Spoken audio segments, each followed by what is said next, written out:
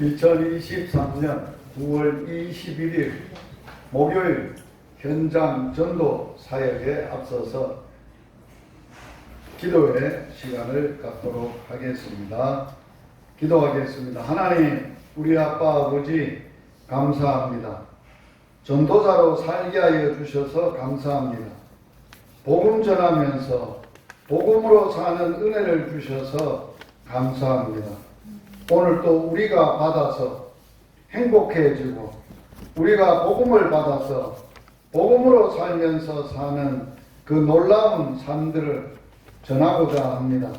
하나님 함께 하시고 은혜를 베푸시고 전도자들에게 이 시간도 오셔서 말씀하여 주시옵소서. 예수님 이름으로 기도드려옵나이다. 아멘.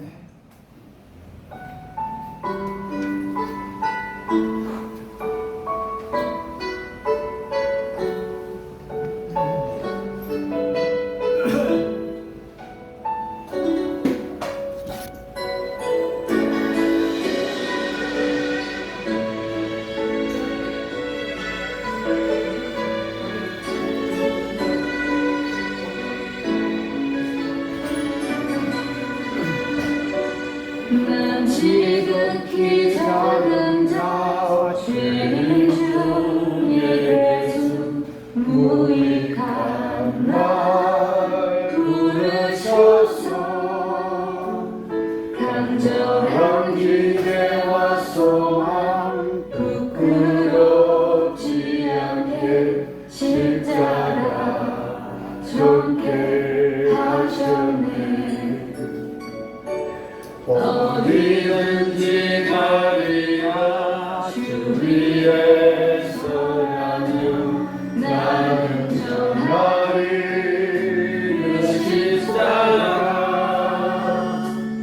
내 몸에 맨 십자가 그 보혈의 향이 온 세상 채울 때까지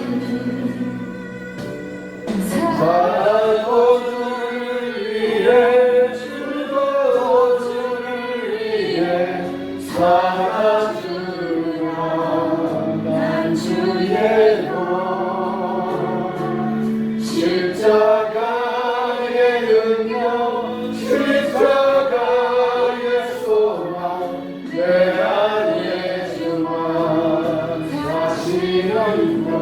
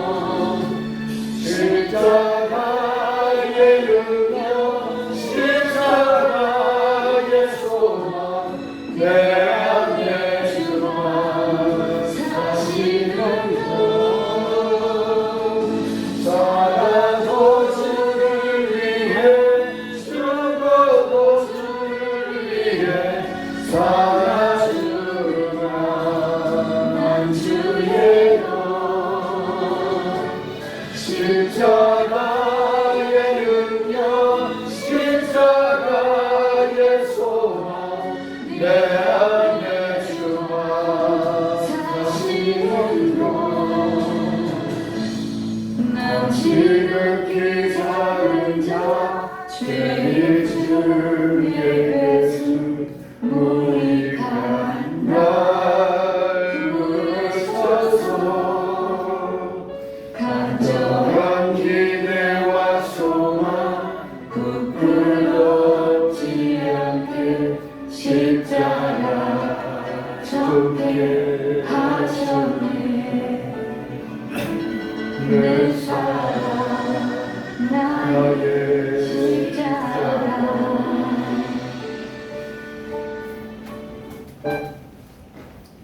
하상신 목사님 기도하시겠습니다.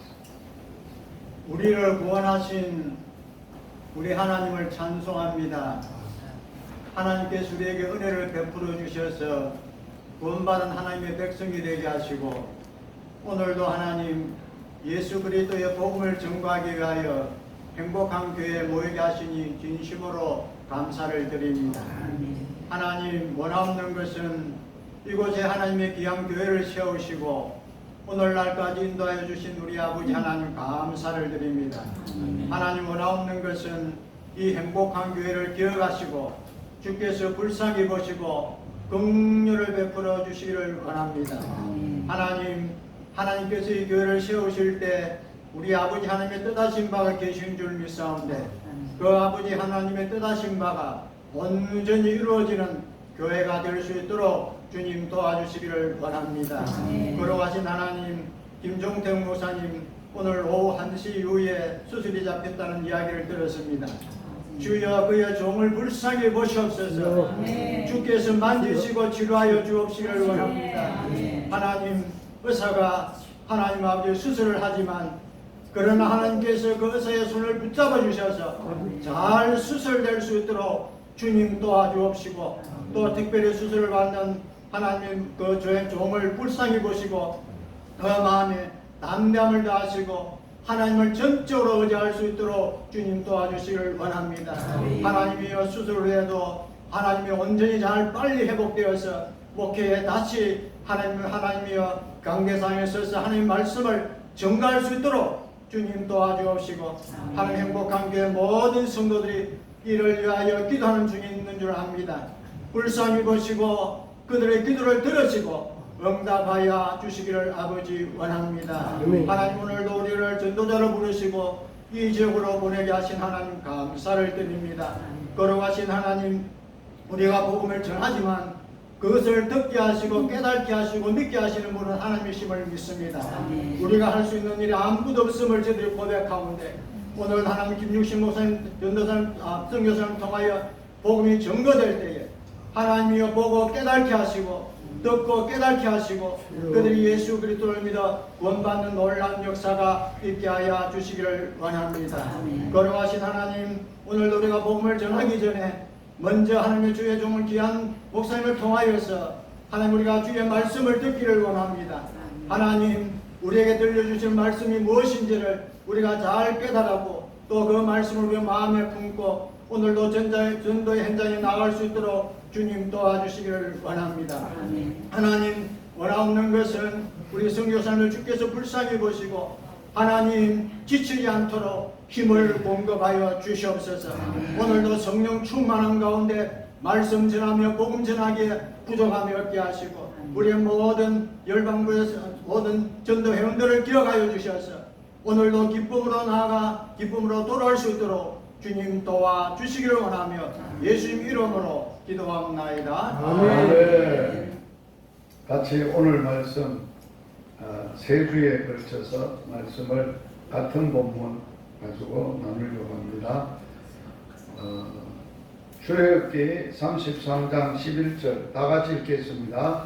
사람이 자기의 친구와 이해함 같이 여호와께서는 모세와 대면하여 말씀하시며 모세는 진으로 돌아오나 눈의 아들 젊은 순종자 여호수아는 해막에 떠나지 아니하니라. 오늘 여호수아 하나님이 여호수아를 통하여 하시려고 했던 하나님의 사역을 묵상하려고 합니다. 하나님께서는 모세를 부르시고 준비시키셨는데 그의 태어나면서부터 하나님은 모세에게 민족을 맡기실 인물로 배가시고 그의 인생을 진행하셨습니다. 인간적으로 보면 모세가 태어날 때 죽어야 되고 나일강의 부모가 버림을 버려야 되는 그런 운명의 사람이었지만 하나님은 그를 통해서 그의 출생 어렸을 때 겪는 그래서 모세를 통해서 하나님이 어떻게 이스라엘 백성들을 구원하시는가를 하나님이 모세의 일생을 통해서 일하시는 것을 기록해 놓은 거예요.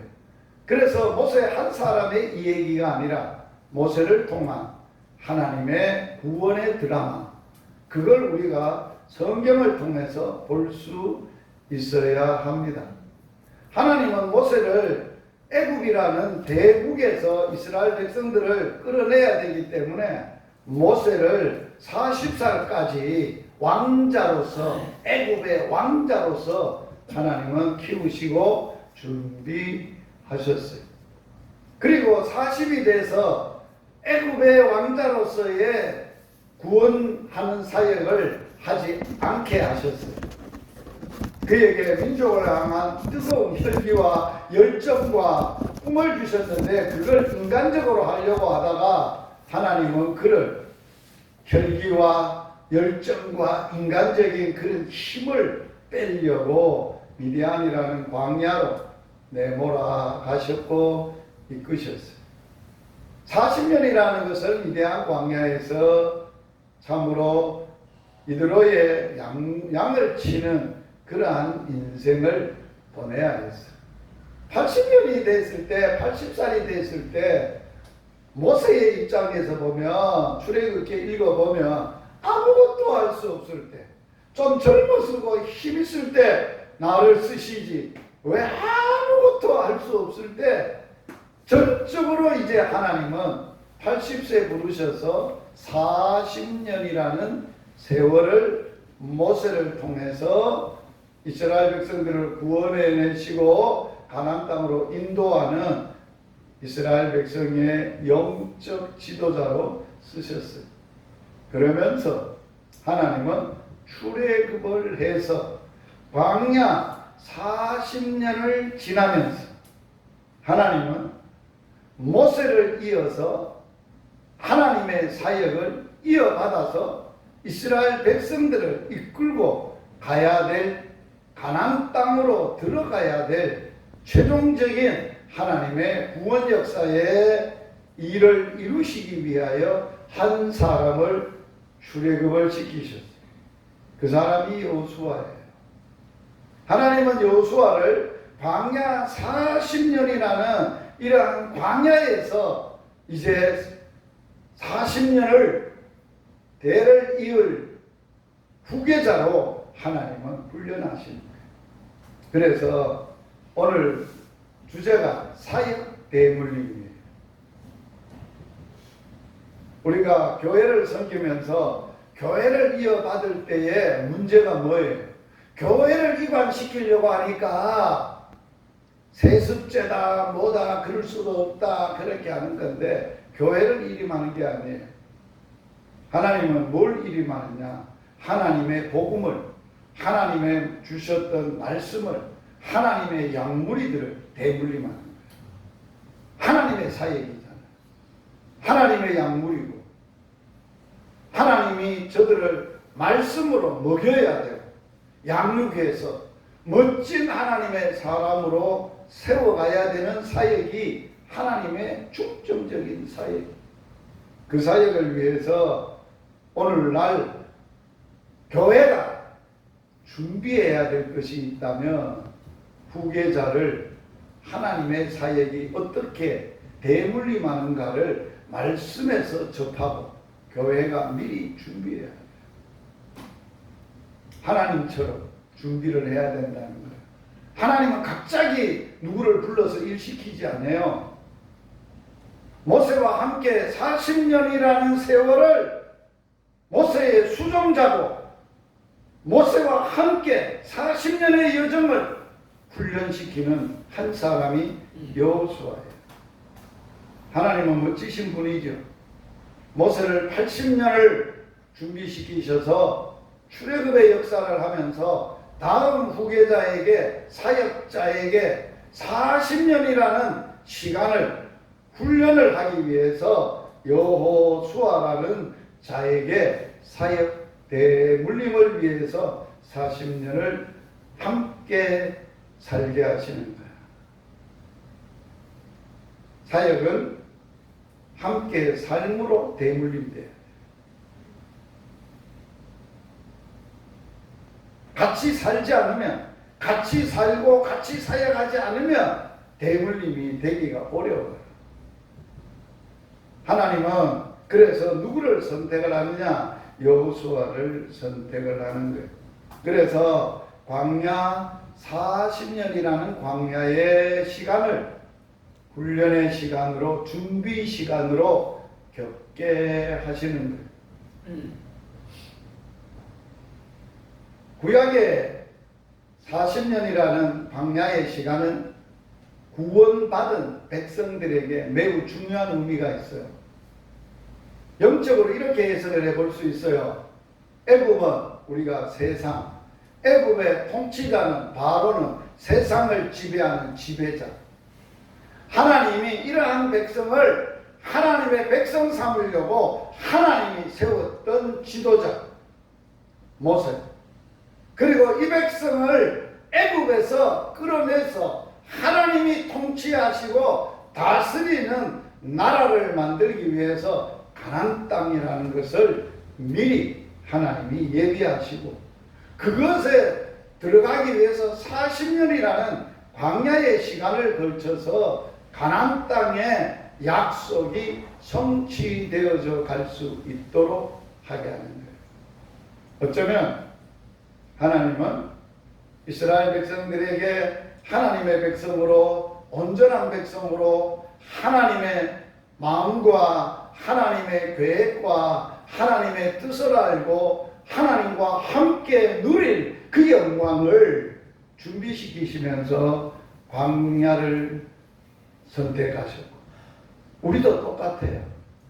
이제는 죄악에서, 사단에게서 해방받고 구원받았던, 예수 그리스도에서 구원받았던 하나님의 백성들은 광야라는 시간, 이 땅의 시간이에요. 이 땅에 우리가 사역하는 시간이에요. 그 사역의 40년 동안에 우리를 집중적으로 훈련하시는데 무슨 훈련하느냐? 하나님의 백성다운 백성, 하나님의 사람다운 사람으로, 하나님의 사람으로 세워가는 거예요. 그래서 어쩌면 믿음 생활은 세속적이었던 내가 하나님의 사람으로, 자녀로 온전하게 바꾸어가고 세워져 가는 것이다 라고 볼 수 있어요. 그걸 광야에 사는데 한번 보세요.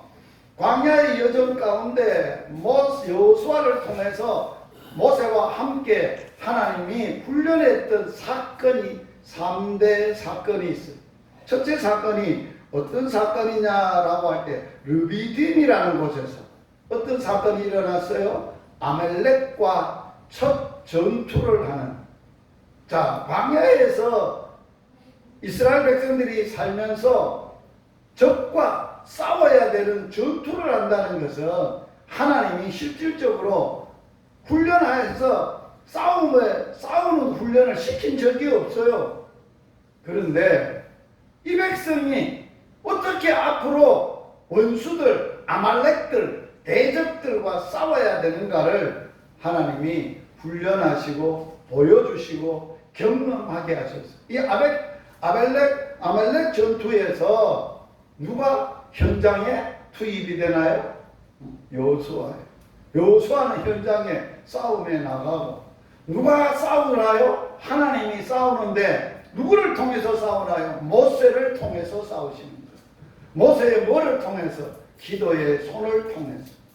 이거는 모세의 능력이 아니라 모세가 기도하에 그 기도의 손을 붙들고 싸우시는 하나님의 싸움이에요. 그래서 기도의 손에 올라가면 이기고 기도가 내려오면 진다는 것은 우리의 영적 싸움은 믿음으로 하는데 기도로 해야 되는 것이다. 이걸 우리에게 훈련하는 첫 과목이었어요. 두 번째 과목이 뭐였느냐라고 할 때 금송아지 사건. 어디서? 시내산에서.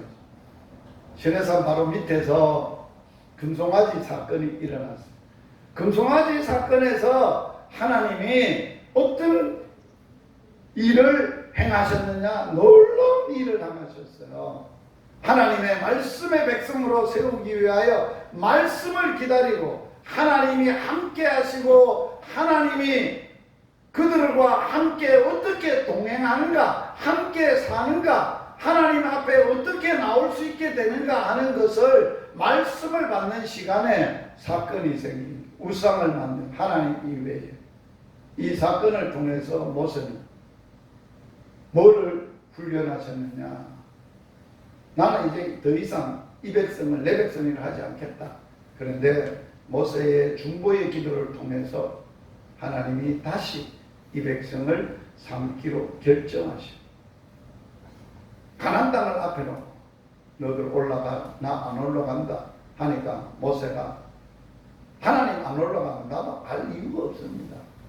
그러면서 그 백성을 용서하시되 철저히 우상을 다 버리고 금고리, 귀걸이, 큰 우상의 모든 것들을 제거하고 하나님 앞에 회개할 때 모세는 이제 하나님 앞에 엎어졌습니다. 회막을 만들었습니다. 회막 속에 들어가서 뭐를 하나님이 보여주셨어요? 하나님과의 친밀한 관계. 어떻게 할 수 있는가? 얼굴과 얼굴을 대면하여 모세와는 말씀하시고 모세는 돌아왔어요. 그런데 여호수아는 장막에 머물러 있었다. 왜 하나님이 여호수아를 통해서 장막에 머물러 있게 하셨을까요? 하나님의 사역은 하나님이 함께 하심에 하나님의 임재 안에 머물러 하나님 앞에서 하나님과 친밀한 교제의 훈련이 필요하다는 거예요. 그걸 보여주셨어요. 세 번째 사건이 어디서는 가데스 바네아라는 데서 일어났어요. 여기서 여기까지 이제 출애굽을 해서 홍해를 건너서 마라 이렇게 쭉 와서 여기까지가 얼마 걸렸냐? 2년 정도 걸렸어요. 여기서 가나안 땅이 가장 가까워요. 이게 가나안 땅이에요.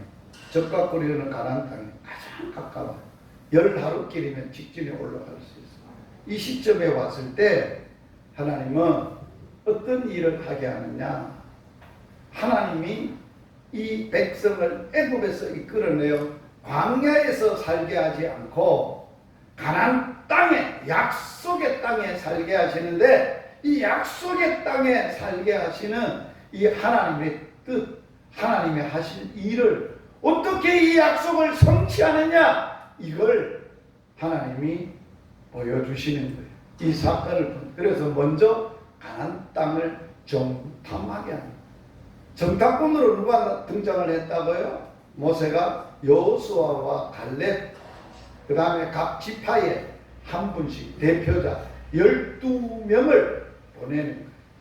자, 12명을 보냈는데 이 12명이 돌아와서 보고할 때에 일어났던 사건이 있어요. 12명은 다 안 된다. 그런데 나머지 2명은 된다. 그래서 결국은 하나님이 이 백성을 통하여 이 사건을 통하여 우리들에게 하시고자 원하시는 메시지가 뭔가?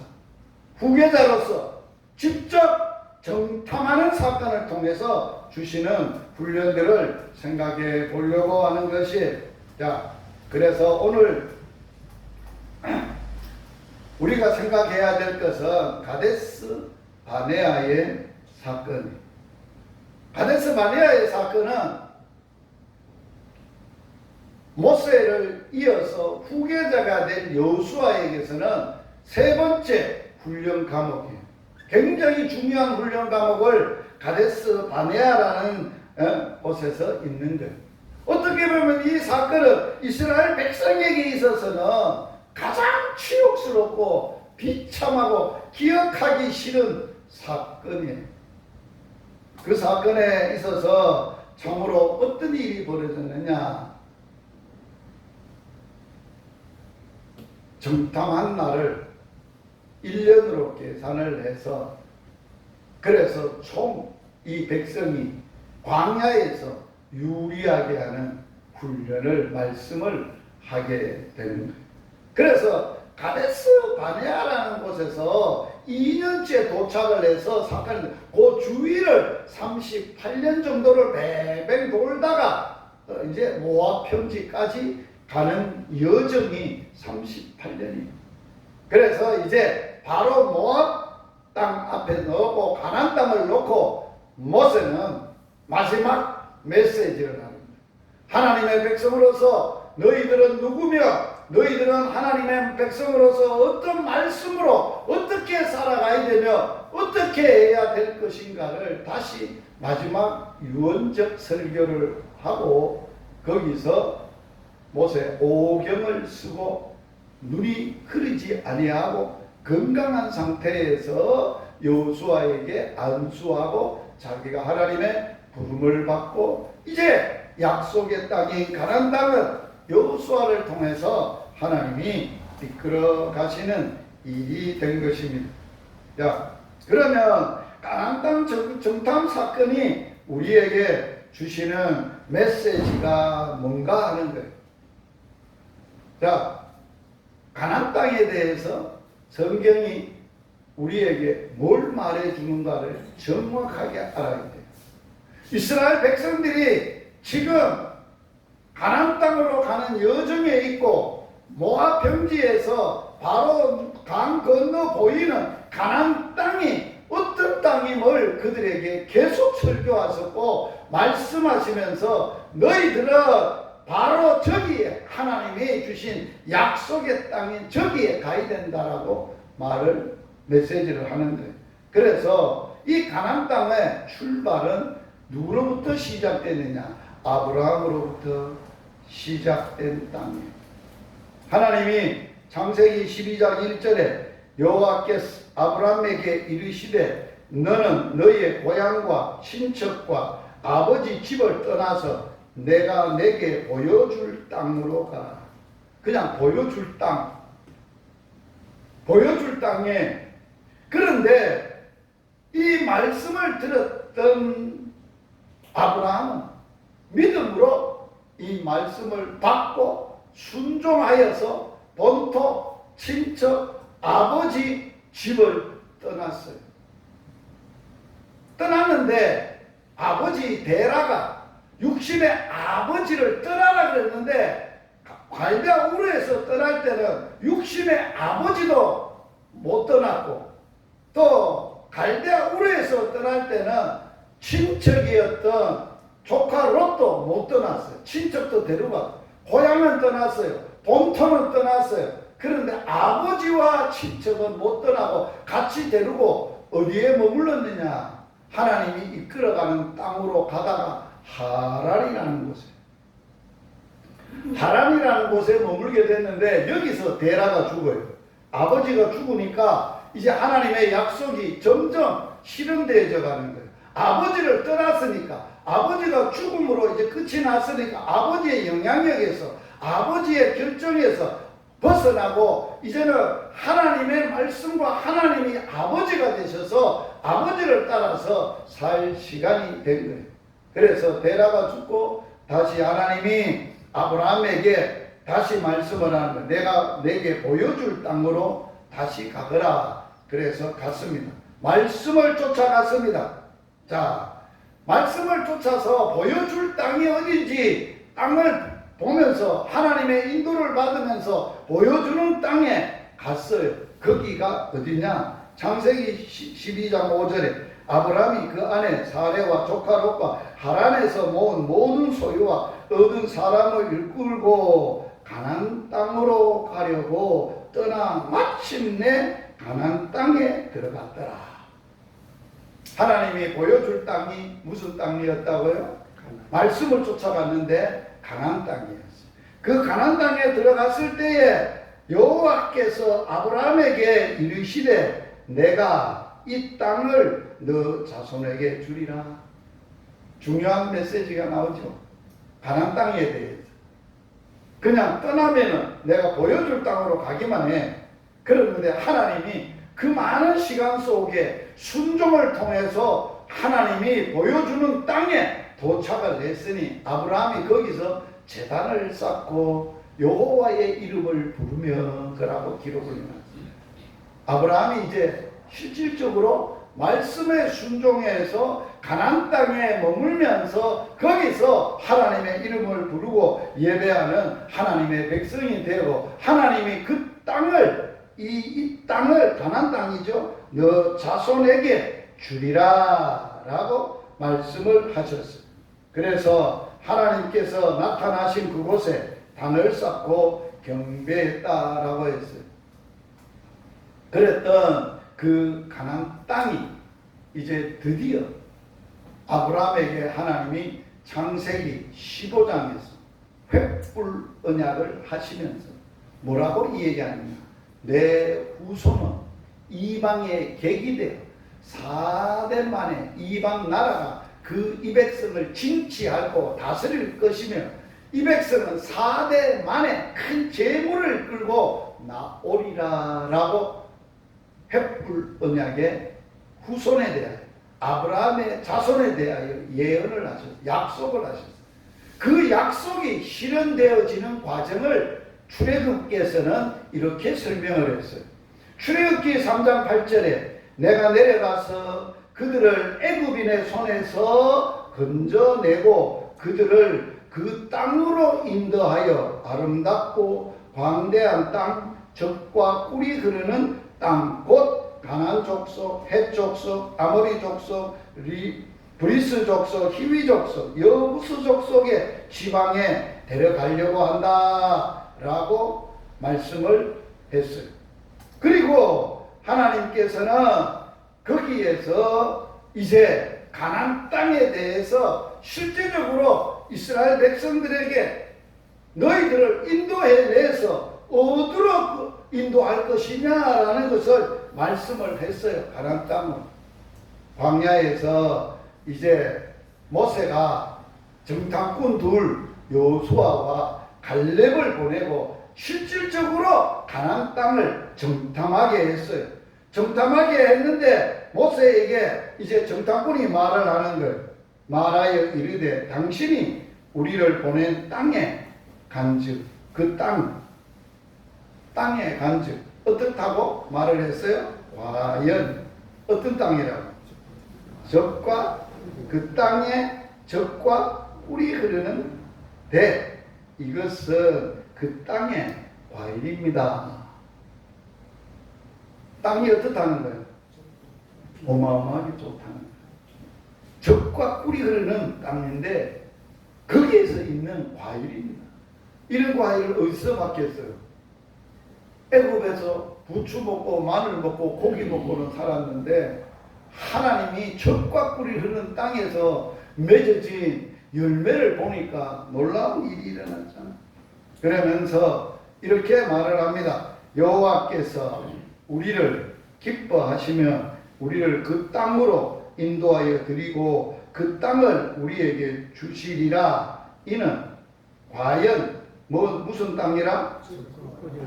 자, 보세요. 하나님 아브라함을 통해서 이스라엘 백성에게 약속했던 땅, 가나안 땅. 이제 가데스 바네아에서 이 민족이 12지파가 들어가서 차지해야 될 땅을 정탐하게 했는데 10지파는 수장들은 다 안 된다고 했어요.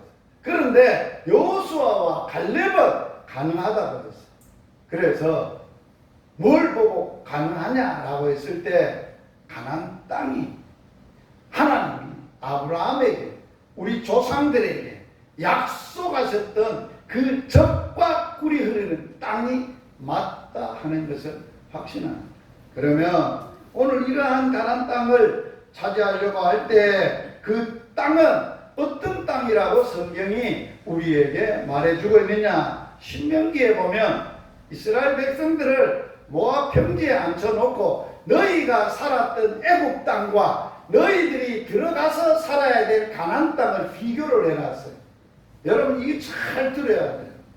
자, 어떻게 모세가 이스라엘 백성들을 가나안 땅에 들어갈 백성들을 앉혀놓고 너가 살았던 430년 동안 살았던 애굽 땅하고 너희들이 들어가서 살아야 될 애굽 땅하고 차이가 뭔지를 강론하는 거예요. 자, 들어보세요. 모세의 설교를 너가 들어가 차지하려는 땅은 너가 나온 애굽 땅과 같습니까? 같지 않습니까? 같지 않다는 거예요. 뭐가 다르냐? 거기에서는 너희가 파종한 후에 발로 물대기를 채소밭에 댐과 같이 하였거니와. 이 말이 무슨 얘기예요? 예? 발로 물을 대는데, 채소밭에 대는데, 예? 파종한 후에, 심은 후에 발로 물을 대는데, 발로 댄다는 거예요. 발로 물을 대는데, 이거는 이스라엘 백성들이 애굽에 살 때 나일강이 젖줄이라고 해요. 애굽의 젖줄.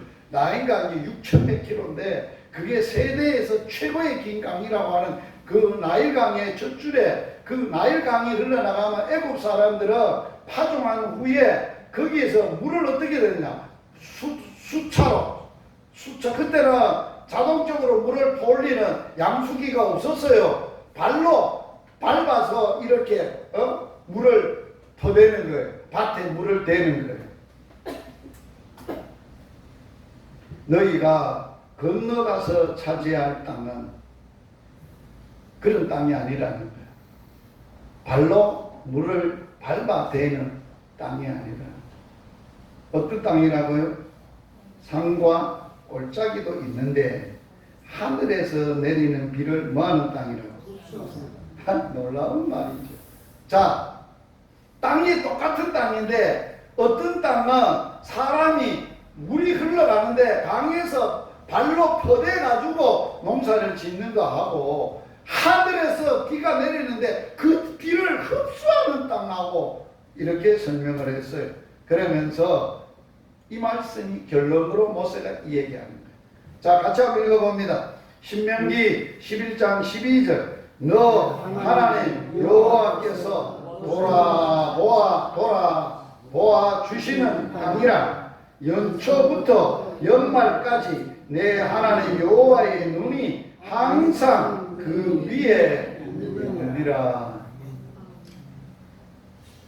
놀라운 땅이죠. 자, 한마디로 이런 거예요. 쉽게 얘기하면 애굽에 살 때는 네 힘으로 네가 열정적으로 열심히 살아서 잘 먹고 잘 사는 나라가 애굽 땅이라는 거예요. 그런데 가나안 땅에 들어가서는 네 힘으로 사는 게 아니라는 거예요. 먹고 살기 위해서 열심히 수차를 밟아가지고 물을 떼가지고 농사를 잘 지가지고 거기서 나는 걸 먹고 배불리 먹고 마늘도 먹고 부추도 먹고 그래 사는 삶이 아니라는 거예요.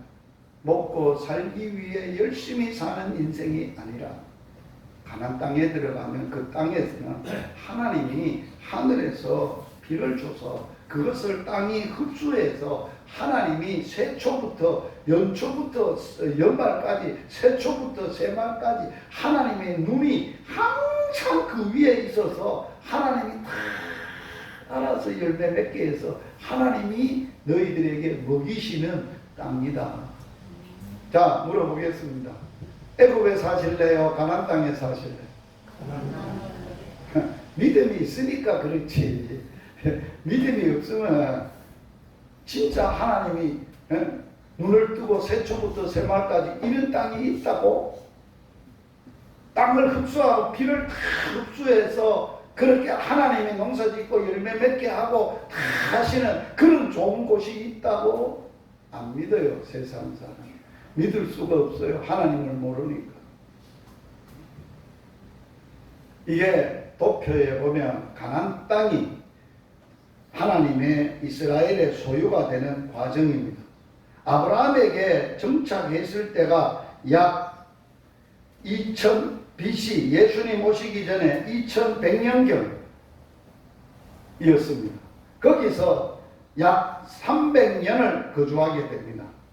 그리고 BC 예수님 오시기 전에 1876년경에 이제 이스라엘 백성이 애굽으로 이집트로 이동을 하게 됩니다. 그러면서 거기는 팔레스타인인들이 거주하게 되죠. 그리고 1446년에 애굽을 탈출합니다. 출애굽을 탈출합니다. 출애굽을 이제 탈출을 해서 1400년경에 여호수아에 의해서 이제 가나안 땅이 정복이 되어서 하나님의 땅이 되고 약 400년 동안 여기에 있게 됩니다. 그리고 AD 70년에서 예수님 오신 후지요 135년경에 로마에 의해서 다시 강제로 흩어져 버립니다. 그래서 이제 약 1800년 만에 이제 AD 예수님 오신 1948년에 이스라엘 나라가 독립을 하게 돼요. 그래서 가나안 땅이 드디어 하나님의 백성, 가나안의 이스라엘 백성의 땅이 되고 나라가 되어져 있는 거예요. 그 안에 팔레스타인들이 같이 살고 있어요. 지금도 그 지역과 이스라엘과 분쟁 중에 있는 나라예요. 자, 이러한 가나안 땅에 대한 역사 우리가 알 필요성이 있어요. 그러면서 결론이 몇 가지 생각하고자 하는 중요한 게 있습니다. 하나님 갈렙과 여호수아와 10명의 정탐꾼 12명을 뽑아서 각 지파의 대표자를 뽑아서 가나안 땅을 보게 하고 와서 보고를 받게 하고 너희들이 가나안 땅을 정복하고 올라갈 수 있도록 하기 위해서 하셨던 사건입니다. 그런데 이스라엘 10지파가 다수가 원망을 하고 하나님을 대적하고 하나님 안 됩니다. 왜 안 되느냐? 하나님의 말씀하는 땅은 많은데 그 땅에 있는 가나안 족속, 아낙 족속 거기에는 병거가 있고 철병거도 있고 우리는 총이 있습니까? 병거가 있습니까? 뭐 신체가 큽니까? 우리는 그 사람들 보기에 우리는 메뚜기 같은 메뚜기 표가 붙여지고 싸워보지도 않고 믿음 없이 현실만 보고 패배를 하고 절망하고 만 거예요. 그래서 믿음 없는 이 백성을 하나님은 광야 40년을 38년을 배회하게 하고 40년을 만에 다시 들어가게 하는 거예요. 그런데 여호수아와 갈렙은 달랐어요. 그러면 오늘 이 여호수아와 갈렙이 어떻게 그 당시에 가능하다고 이 얘기했느냐? 그걸 우리가 배워야 됩니다. 보이는 것이 아닌 보이지 않는 것으로 해야 된다는 거예요. 자, 우리는 현장을 살다 보면 현실적으로 인간이 해결해야 될 심각한 문제에 직면할 때가 있어요. 직면할 때 그 문제 앞에서 내가 어떤 믿음을 갖고 있느냐에 따라서 그 문제를 해결할 수도 있고 문제 앞에 절망할 수도 있어요. 똑같아요. 오늘 믿음의 사람들도 똑같아요. 그런 문제 앞에서 진짜 내가 가지고 있는 믿음이 능력을 발휘하고 그 믿음의 능력으로 사느냐, 문제 앞에 딱 직면해 보니까 믿음이 없는 거예요. 여전히 아무것도 생각이 안 나고 머리는 하얗고 절망적이고 내가 믿었던 하나님은 입에만 있고 이론에만 있고 논리에만 있었지 아는 것에 있었지 실제적으로 하나님이 역사하시고 일하시고 해결하신다는 걸 믿는 인격적 믿음이 없는 거예요. 보이지 않는 하나님은 못 믿는 거예요. 그래서 절망하게 되는 거예요. 그걸 이제 훈련하는 거예요. 그래서 첫 번째로 우리가 해야 될 훈련 과목이 뭐냐? 보는 것으로 하지 않고 보이지 않는 것으로 해야 한다. 이게 바울이 우리에게 어떤 문제를 만나도 문제 앞에서 이래 대처해야 되는 비결을 가르쳐줍니다. 같이 한번 읽어보면 고린도후서 5장 7절 이는 우리가 믿음으로 행하고 보는 것으로 행하지 아니함이로다. 아주 중요한 메시지예요. 자, 여러분들은 앞으로 여러분들이 살아갈 때, 여러분들의 목회할 때, 여러분의 가정에, 내 삶에, 내 인생에 이런 문제가 직면할 때가 있어요. 그런데 어떻게 하라고? 성경이 우리에게 제시한다고? 믿음으로 행하고. 믿음으로 행하고. 뭐를 하지 말라고요? 자, 사람 보입니까? 안 보입니까? 보입니다. 돈 많은 사람도 보이고 능력 있는 권세자도 보이고 내 문제를 철저히 도와줄 친한 사람들도 다 보입니다. 그런데 하나님은 보입니까? 안 보입니까? 안 보입니다. 그래서 우선적으로 뭐가 보이느냐? 도와줄 실질적인 보이는 것을 이제 찾아가 나서는 거예요. 보이는 것을 의지하는 거예요. 보이지 않는 것을 해야죠. 자, 보는 것은 믿음의 대상도 아니고 믿음도 아닙니다. 보는 것은 아무런 우리에게 도움을 줄 수가 없는 겁니다. 도울 힘도 없는 존재들입니다. 그러나 보이지 않는 분은 이 문제를 다 아시고 능히 해결할 수 있는 분입니다. 그래서 보는 것으로 하지 말아야 된다. 믿음으로 행해야 된다. 믿음으로 살아야 된다. 믿음으로 산다는 게 뭔가? 첫 번째, 한번 따라서 하겠습니다. 보이지 않는 하나님이 실제로 나와 함께 하신다. 이걸 확신해요. 10명은 왜 실패했어요? 현실은 정확하게 잘 봤어요. 맞아요. 철병어도 있고 안압족속이고 어마무시한 거예요. 자기들을 보면 현실적으로 보면 메뚜기 같아요. 안 돼요. 될 수도 없어요. 그거 가지고는 비교해 가지고는 비교의식을 가지고는 안 되는 거예요. 그러면 패배하는 거예요. 믿음으로 해요. 그래서 오늘 본문에서 뭐라고 이 얘기하느냐. 자, 민수기 14장 9절 다 같이 읽어보겠습니다. 다만 여호와를 거역하지 말라. 또 그 땅의 백성을 두려워하지 말라. 그들은 우리 먹이라. 밥이라. 그 말은 요새는 번역을 먹이라. 그들의 보호자는 그들에게서 떠났고 여호와는 우리와 함께 하시느니라. 그들은 두려워하지 마라. 10명은 두려워 벌벌 떨고 있어요. 초죽음이 됐어요. 그런데 두 사람은 두려워하지 말라는 거예요. 겁먹지 말라는 거예요. 너희들이 한 말은 다 맞는 얘기라는 거예요. 우리도 같이 가서 봤다는 얘기예요. 그런데 그들이 눈으로 본 것만 보고 두려워하고 떨고 하나님을 거역하고 절망하는 그들 앞에 당당하게 여호수아는 말하는 거예요. 그들의 보호자는 떠났다. 없다. 이게 영적으로 본 거예요. 아무리 철병거가 있고 아무리 안압족속이고 아무리 사람들이 수없이 많아도 그들을 책임질 보호자는 없다. 그런데 우리는 책임질 보호자가 있다. 그분이 하나님이신데 살아계신데 그분이 우리와 함께 계시는 분이다.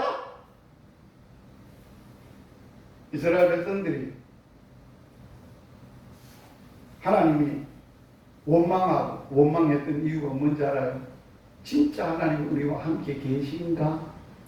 배고플 때는 하나님 앞에 매달려 울고 불고야 더 먹은 걸 줘. 그러면 하하해.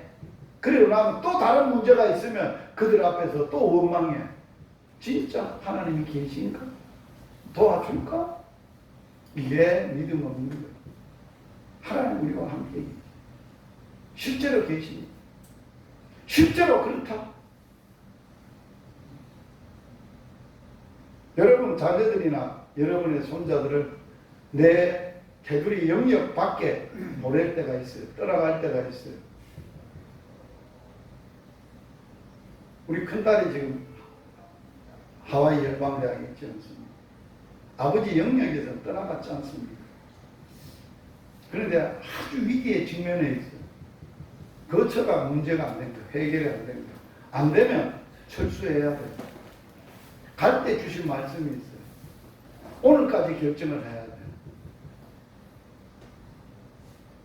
그래서 제가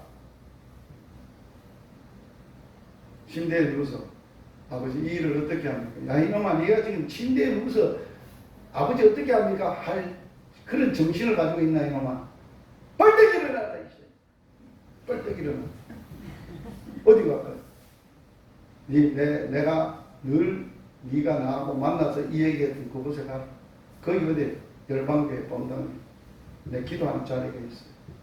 아버지하고 만나서 이 얘기하면 문제만 있으면 찾아가라. 그 자리에 올라갔어요. 팍 꺾어졌어. 하나. 아빠 딸 맞지요? 아빠 아들 맞지? 아빠의 자녀들이죠. 자녀에 처한 현실도 내보다는 아빠가 더 잘 아시지 않습니까? 아들한테 왜 이런 벼랑에 하나님이 몰아넣으셨는지 저는 이 문제를 해결해 달라고 기도합니다. 하나님 이 문제 앞에서 저들이 하나님의 거처가 되시고 하나님이 저들의 갈복선을 정하신 하나님이 경험하면 좋겠어. 아버지 매달 울고 기도 하나님이 말씀을 주셨어.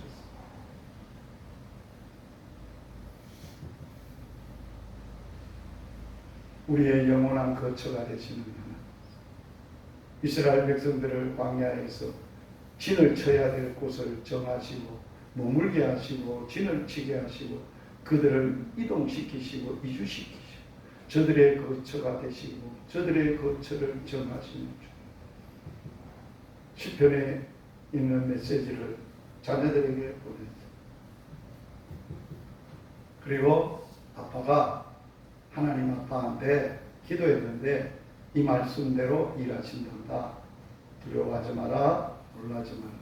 하나님의 선하신 결정을 하나님이 할 거다. 메시지를 갖고 조금 기다렸다가 답이 왔어요. 리더들이 모여 의논하고 있는 상황에 있습니다. 열방대학 관계자 리더들이 기도하고 있죠. 그래서 내가 문자를 보냈어요. 하나님의 결정은 선하시다. 어떤 것을 결정하시든지 하나님의 결정은 선하심을 아빠는 확신한다. 하나님의 결정대로 순종한다. 보냈어요. 그리고 나서 최종적으로는 결정이 아주 답이 나왔어요. 올 거예요. 자, 하나님이 함께 계신다는 이 현실은 확신하는 것은 믿음으로 확신하고 있다는 것은 우리의 믿음의 본질입니다. 이걸 뭐라고 성경에서 임마누엘이라. 하나님이 살아계신 하나님 우리와 함께 계십니다. 임마누엘을 누가 몰라요? 지식적으로 다 알아요. 그런데 실질적으로 이런 위급하고 이러한 현실 앞에 딱 부딪히면요 하나님이 함께 계신다는 것을 믿음이 없는 거예요. 그러니까 절망합니다. 답답한 거예요. 이 일을 어떻게 하느냐.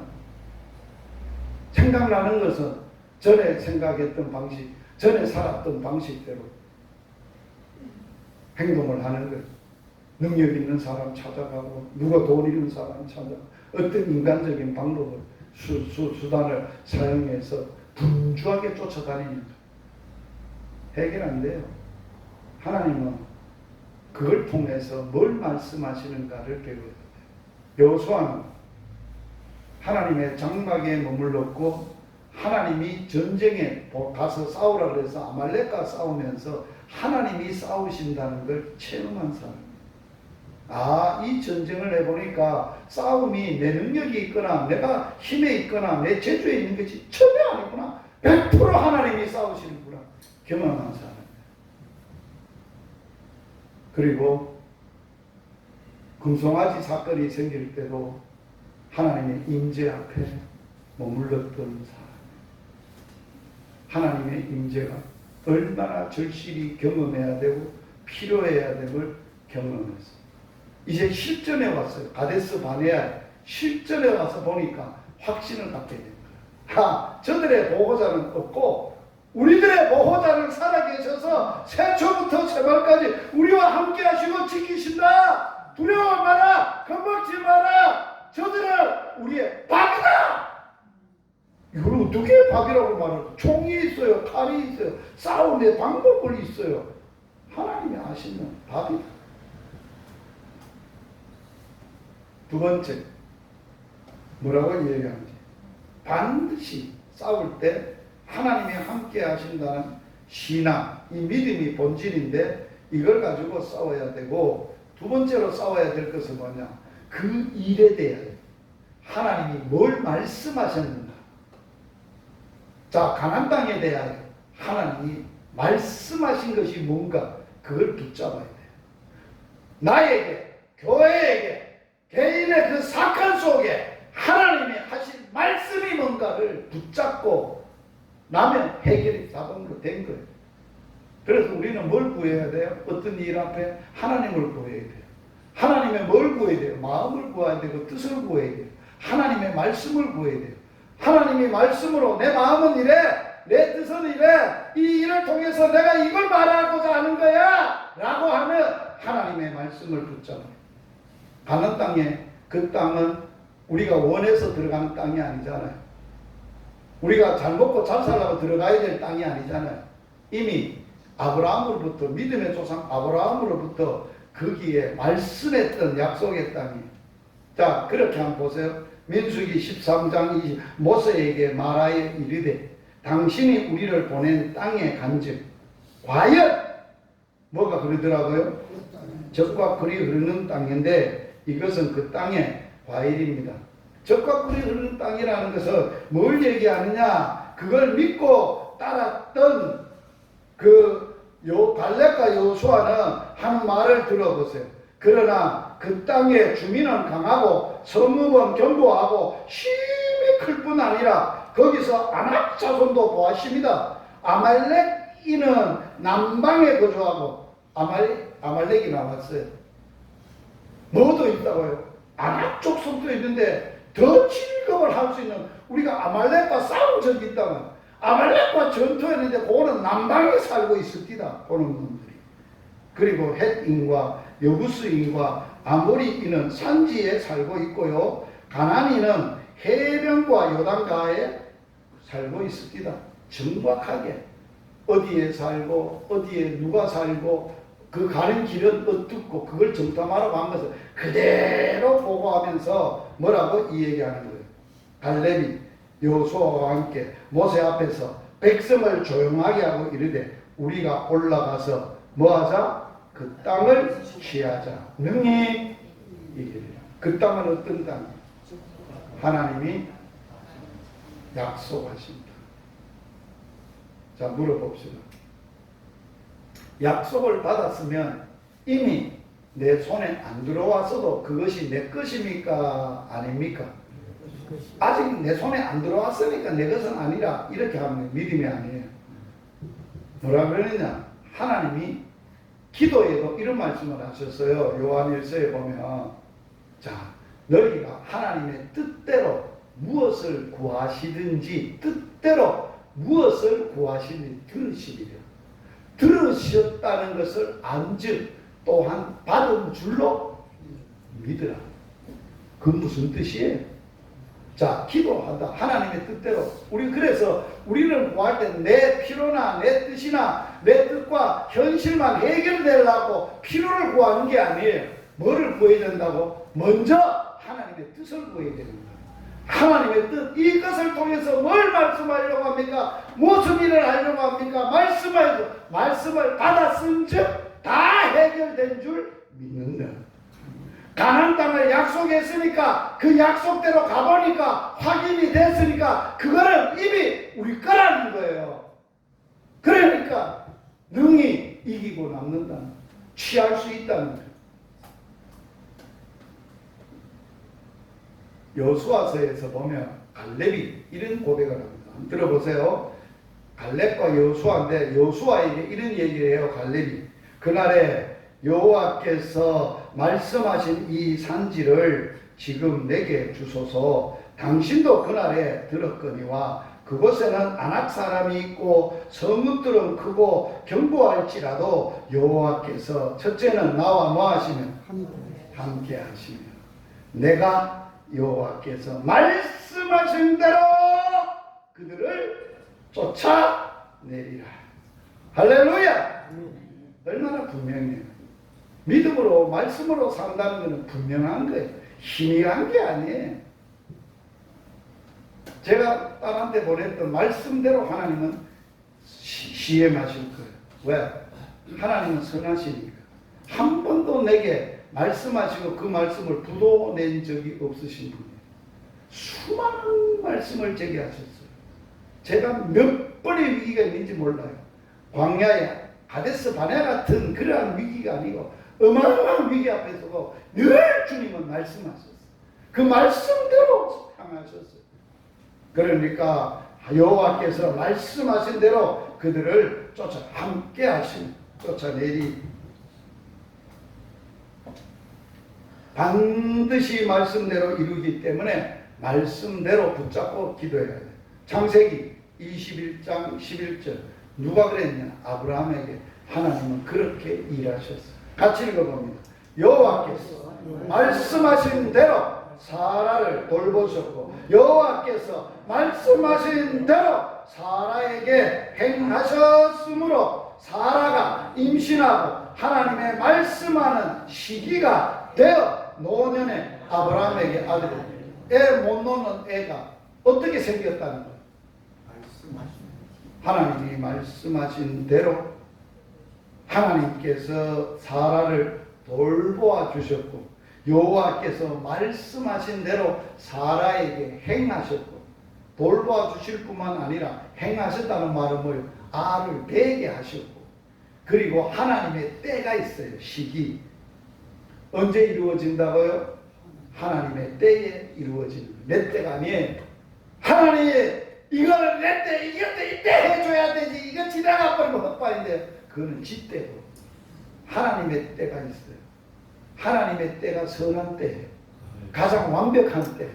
하나님이 그때 이루셔야 나를 살리는 거고 나를 믿음으로 세워가는 거기 때문에 그런 거예요. 그러므로 오늘 마지막 하나. 자, 민수기 14장 8절. 자, 어떻게 그것을 성취할 수 있느냐? 같이 읽습니다. 여호와께서 우리들을 기뻐하시며 우리를 그 땅으로 인도하여 들이시고 그 땅을 우리에게 주시리라. 이는 과연 적과 그리 흐르는 땅이다. 자, 갈렙과 여호수아가 뭘 의지합니까? 하나님이 함께 하시면 이거는 약속하신 말씀이기 때문에 반드시 말씀대로 취할 것이고 이룰 것이고 그건 우리 것이고 그들은 우리의 밥이고 능히 할 수 있습니다 했어. 그 다음에는 한 가지 또 여호수아와 갈렙이 신뢰하는 확신이 있는 메시지가 하나 있어요. 뭐? 하나님이 우리를 뭐 하시냐? 기뻐하신다. 이게 무슨 얘기요? 우리가 그 땅으로 인도하여 들이시고 우리가 들어가는 게 아니잖아요. 우리가 싸우는 게 아니잖아요. 그 땅으로 하나님이 주시는데 누가 들이시게 하나? 하나님이 들이시는데 이유가 뭐냐? 너희들의 수요가 많고 너희들이 잘났고 너희들이 능력이 있어서가 아니라 여호와께 있는데 하나님의 기뻐하시니라. 그들이 그걸 신뢰했어요. 저는 이게 무슨 말인가? 그래서 오늘을 찾았어. 하나님이 너희를 기뻐하시고 너희를 택하셨다. 다만 너희를 사랑하심으로 말미암아 너희 조상들에게 맹세하신 것을 이루려고 하신다. 여기에 기뻐하시고 라고 하시는 그 말에 헬라 말은 무슨 말이냐? 히브리 말에 하샤크라는 말. 하샤크라는 기뻐하시고라는 것은 뭐뭐에 애착하다. 뭐뭐를 사랑하다 하는 뜻이에요. 하나님 자기 백성을 눈에 넣어도 아파. 그렇게 오직 하나님에게 누구밖에 없어? 하나님의 백성밖에 없어. 하나님의 자녀밖에 없어. 그런데 그것이 얼마나 강하셨든지 그걸 사랑이라고 하십니다. 하나님의 사랑이라고 말씀하시는 거예요. 그래서 하나님께서는 이스라엘 백성들의 어떤 좋은 점이나 바람직한 것 때문이 아니라 스스로 하나님의 의지적 사랑, 그들을 기쁨이기 때문에, 그들을 사랑하기 때문에, 그들이 너무 사랑스럽고 너무 기뻐서 그들을 그리로 인도하십니다. 여러분 하나님 앞에서 그런 느낌이나 그런 확신이나 그런 것을 확신하고 사셔야 문제가 해결돼요. 한번 들어보세요. 하나님의 사랑의 표현을 예수님께 한 거예요. 하늘로부터 소리가 있어 말씀하시되 이는 내 사랑하는 아들이요 내 뭐라? 예수님을 보실 때 하나님이 넌 내 사랑이야, 내 기쁨이야. 예수 믿는 우리를 볼 때 하나님이 자녀 삼으셨어. 하나님 예수 피로 우리가 공로가 아니야, 우리가 잘나서가 아니야. 너는 예수 믿는 내가 가장 사랑한 아들을 신뢰하고 내 사랑을 받았고 믿는 내 사랑이야. 너는 내 기쁨이야. 이 확신만 있으면 하나님이 이것 때문에 우리를 가나안 땅으로 인도하시고 문제를 해결해. 할렐루야.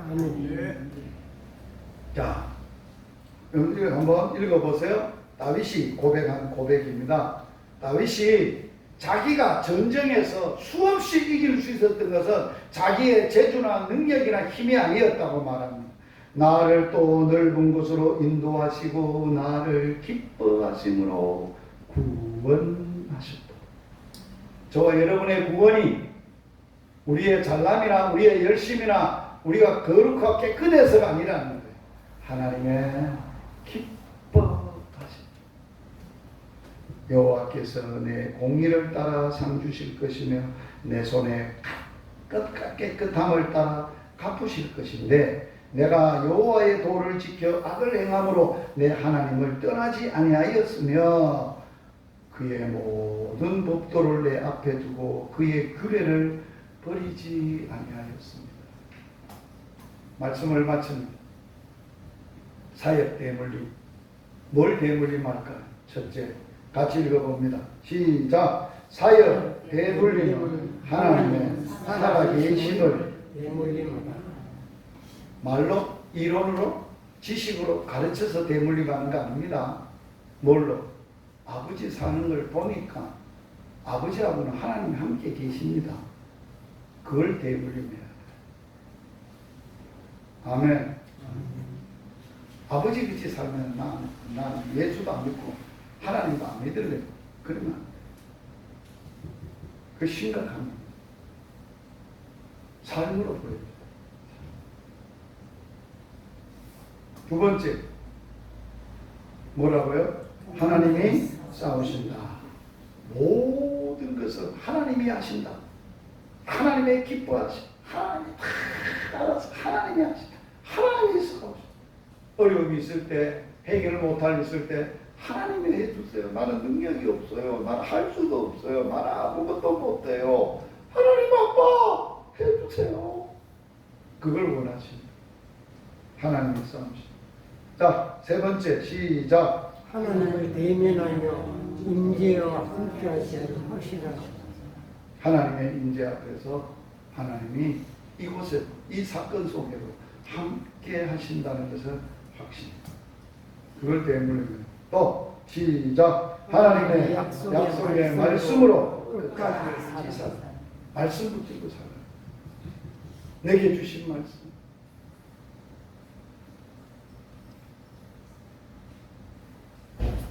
저는 41년 전에 내게 주신 말씀 붙들려서 그거 붙들고 지금까지 사는 사람.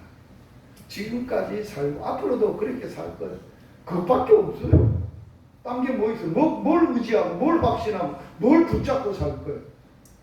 세상의 스펙 아니에요. 자, 결론입니다. 아주 중요한 결론입니다. 같이 읽어보겠습니다. 세상적 스펙이 아니라 하나님께 대한 성경 1000번 읽어보세요. 잘 가르쳐보세요. 그 사람이 최고의 사람 같아. 천만에.